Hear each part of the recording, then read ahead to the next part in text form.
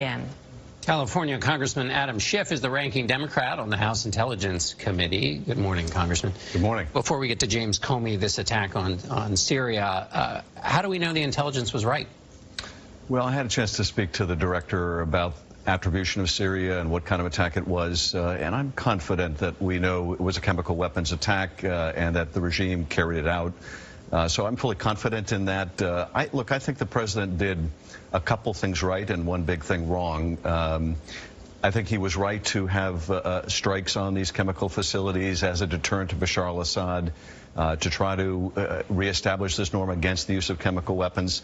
And I think he was right to pick targets that would not risk Russian lives and embroil us in a broader war. Using sanctions against the Russians, which they're apparently going to employ, I think is the right approach rather than bombing Russian targets. But on the negative side of the ledger, this should have been brought to Congress for a vote.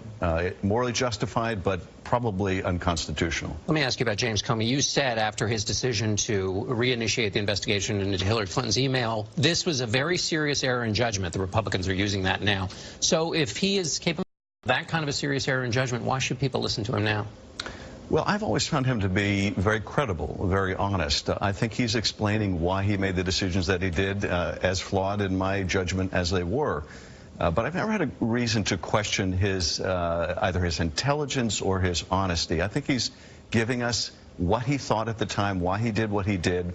I think his recollections of his conversations with the president, which he memorialized, are spot on and unfortunately resonate all too much, particularly when he concludes that this is a president who's morally unfit for the office. Your committee is investigating Russian interference, so you're familiar with what Comey has said in the past. What did you learn new from his interview?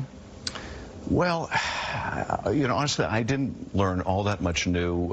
Probably what struck me the most was his description of the president and those around him like a mob family. That was a new insight, and frankly, it resonates with what we've seen of the president. I think it makes a lot of sense.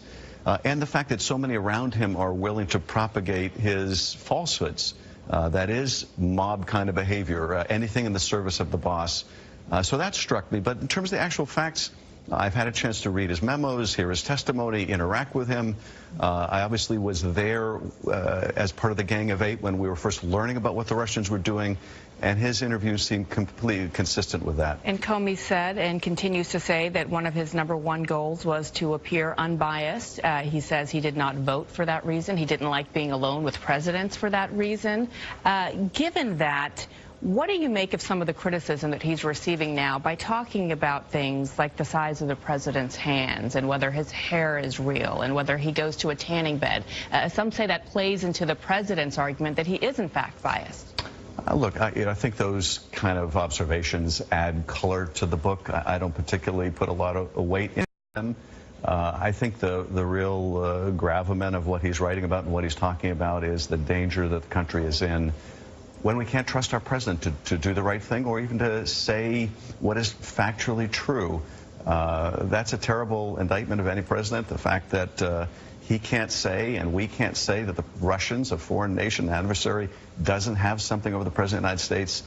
This ought to concern all Americans. It's why I'm so determined to make sure that Mueller can do his work, that the president stay out of his way, because the Congress and the country need to get answers and make sure that the president is acting in our interest, not in his own personal interest. Something the former FBI director did is that he hinted at the possibility that the Russians have something that could blackmail President Trump. But he offered no evidence. Based on everything you've seen, what is your take? Well, I think I'm very much in the position of James Comey, which is the investigation still has more work to do. One of the issues that concerns me the most, Congress is not investigating, and I don't know if Bob Mueller's investigating, and that is, were the Russians laundering money through the Trump organization? There are a number of credible allegations along these lines. That, to me, would be far more compromising than any salacious video. After Stormy Daniels, how compromising could a salacious video be? Laundering it how? Laundering it by Russians who needed to unload lots of money, a Trump organization that's in trouble financially, can't borrow money from banks. The only bank that seems to lend them money in massive amounts is Deutsche Bank, which had to pay hundreds of millions in fines for laundering Russian money. So This may be a red line of the president's for a reason, but he is not entitled to draw red lines. But it looks like Mueller is looking into all of that. You said he's not. We don't know. You know, the New York Times piece recently said that he contemplated firing Mueller until he was assured that Mueller was not subpoenaing Deutsche Bank.